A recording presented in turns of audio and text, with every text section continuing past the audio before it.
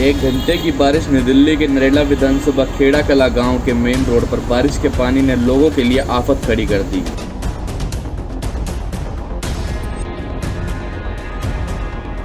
बारिश के पानी ने पूरा दिन लोगों को घरों से बाहर नहीं आने दिया।